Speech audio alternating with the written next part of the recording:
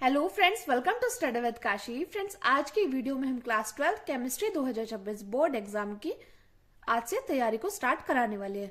Friends देखिए, अगर आप इस चैनल पर नए हैं तो प्लीज चैनल को सब्सक्राइब कीजिएगा और वीडियो को लाइक शेयर कमेंट जरूर करिएगा। तो चलिए फ्रेंड्स, कल की वीडियो में हमने आपको केमिस्ट्री के क्लास 12 का सिलेबस बताया था जिसमें कि हमारे 10 चैप्टर थे। तो देखिए, उसमें हमारा पहला चैप्टर क्या था? उसमें हमारा पहला चैप्टर था चैप्टर नंबर 1 विलियन, जिसको इंग्लिश में हम सॉल्यूशन भी कहते हैं। तो आज हम विलियन चैप्टर के एकदम बेसिक को समझने वाले हैं। तो चलिए फ्रेंड्स, हम अपनी वीडियो को स्टार्ट करते हैं। देखिए, चैप्टर को पढ़ने से पहले हमें उसके बारे में पता होना चाहिए कि उसका बेसिक क्या है, जैसे विलियन क्या है, विलय क्या है और विलायक क्या है। अगर हमें ये भी नहीं पता होगा तो हम क्वेश्चन को सोल्व नहीं कर पाएंगे। और हमें क्या करना है? हमें रटना नहीं है, हमें क्या करना है? हमें केमिस्ट्री की बारीकी को समझना है और हमें बस 1 से 2 बार पढ़कर ही हमें याद हो जाना चाहिए, ऐसा हमें पढ़ना है। और देखिए फ्रेंड्स, तो देखिए इसमें हमारा पहला है विलियन। तो देखते हैं विलियन क्या है। विलियन है 2 या 2 से अधिक पदार्थों के समांगी मिश्रण को विलियन कहते हैं। अब देखते हैं, यहाँ पे देख लीजिए हमने क्या लिया है। हमने यहाँ पे एक बर्तन लिया है जिसका नाम हमने रखा ए बी। तो देखिए, जैसे हमने मान लिया, यहाँ पे माना ए और बी घटक। अब इसको घटक भी मान सकते हैं, इसको अव्यय भी मान सकते हैं या इसको पदार्थ भी मान सकते हैं। इनका संगठन क्या होना चाहिए? इनका संगठन समान होना चाहिए। संगठन समान कैसे होना चाहिए? कि समान ऐसे कि इनमें कोई अंतर न हो, यानी कि ए और बी में क्या हो? कोई भी अंतर ना हो, क्योंकि लिखा है ना 2 या 2 से अधिक पदार्थों के समांगी मिश्रण को विलियन कहते हैं। तो विलियन यानी कि सॉल्यूशन। जब 2 या 2 से अधिक पदार्थों के समांगी मिश्रण को क्या कहते हैं? विलियन कहते हैं। जैसे मान लीजिए ए क्या है? ए हमारी चीनी है। और देखिए बी क्या है? बी हमारा जल है।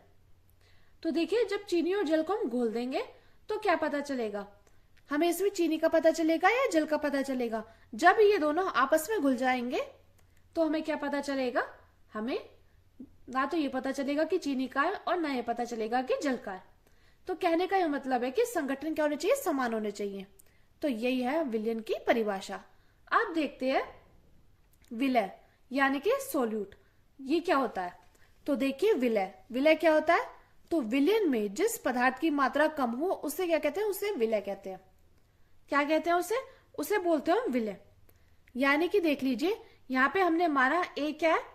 ए मान लिया हमने। यहाँ पे देखिए ए क्या है? ए हमारी चीनी। और देखिए बी क्या है? बी हमने यहाँ पे मान लिया, बी है जल। तो देखिए, आपको एक बात समझनी है कि विलियन में क्या था? चीनी और जल को जब हम घोल देंगे तो ये क्या हो जाएगा? इनका समांगी मिश्रण हो जाएगा। ना तो हम इसमें से पहचान पाएंगे कि चीनी का क्या है, कितनी है, और ना पहचान पाएंगे कि जल कितना है, क्योंकि ये क्या हो जाएगा? घुल जाएगा। वही क्या कहलाएगा? विलियन कहलाएगा। अब देखिए, बात आती है विलय की यानी कि सोलूट की। तो विलियन में जिस पदार्थ की मात्रा कम हो उसे क्या कहेंगे? विलय कहते हैं। तो ये बात आपको पता होनी चाहिए कि विलियन में जिस पदार्थ की मात्रा क्या हो? कम हो, उसे विलय कहते हैं।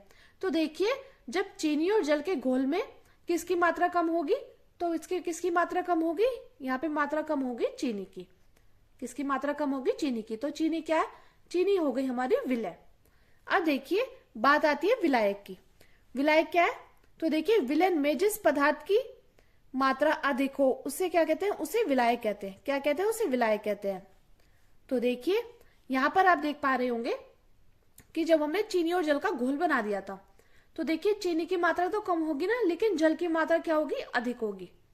तो देखिए, जल की मात्रा जब अधिक होगी तो ये क्या कहलाएगा? ये कहलाएगा हमारा विलायक। और चीनी क्या है? चीनी हमारी विलय।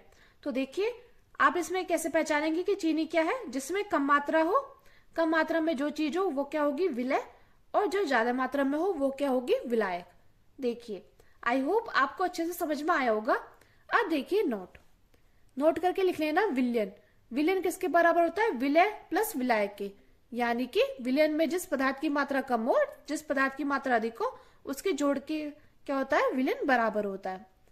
तो फ्रेंड्स, ये हमारा विलियन चैप्टर का बेसिक। आज की वीडियो में हमने विलियन, विलय और विलायक को अच्छे से समझाया। कल की वीडियो में हम मोलरता, मोललता और मोल प्रभाज्य को अच्छे से समझने वाले हैं।